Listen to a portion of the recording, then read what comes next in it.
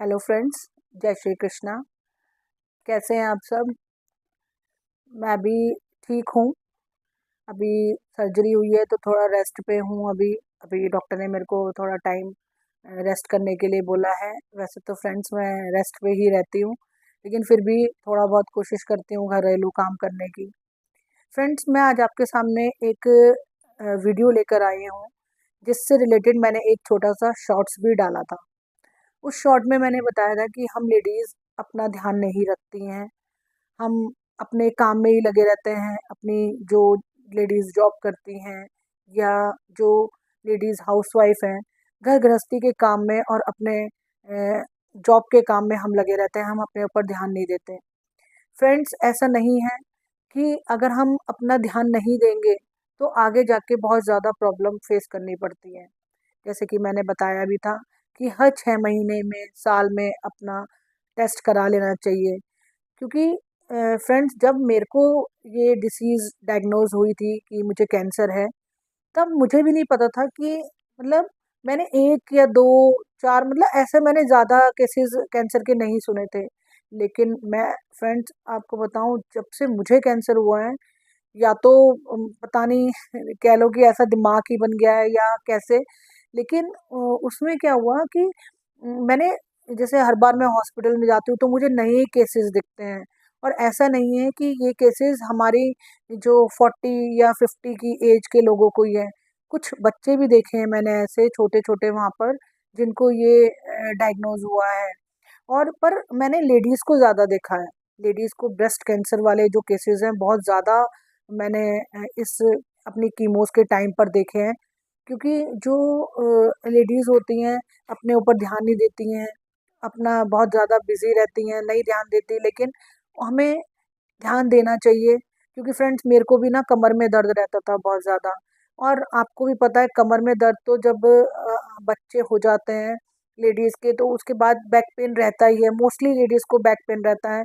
और मेरे को भी बैक में ही पेन था, मुझे भी कोई ऐसे सिम्पटम्स नहीं थे। आज मैं जैसे मीडिया पे अपने एफबी चलाती हूँ या को मतलब इंस्टा चलाती हूँ, मैंने उस पे ऐसे-ऐसे सिम्पटम्स देखे हैं।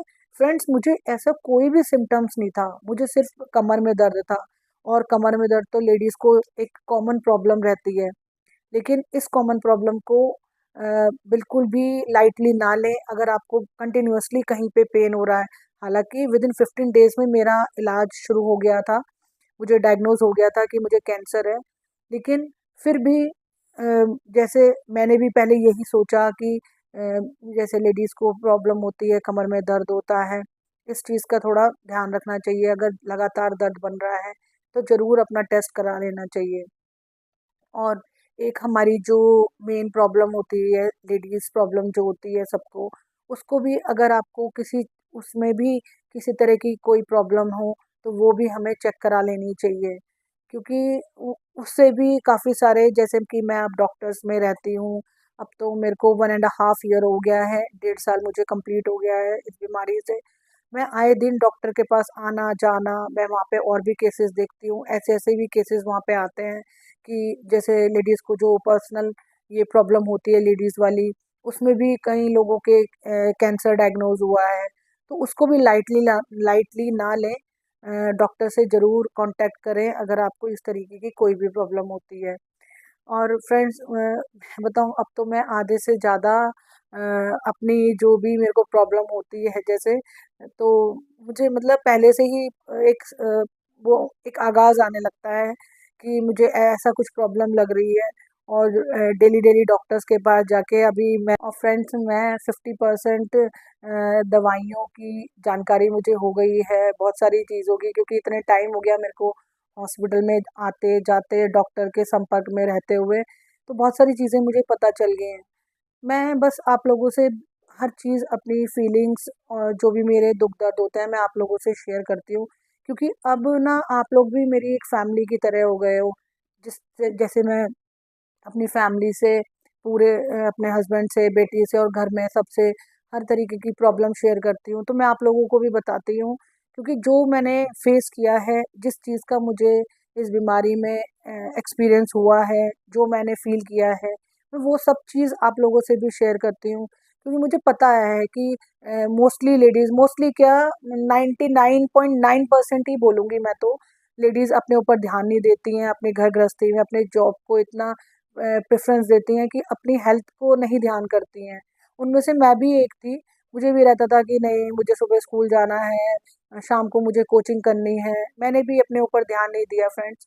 शायद मैं ध्यान देती अपने ऊपर तो आज मुझे ये नहीं फेस करना पड़ता। फ्रेंड्स, मैंने इस बीमारी में इतना ज़्यादा फेस किया है ना, 1.5 साल हो गया मुझे, हर 21वें दिन मैंने कीमो लगवाई है।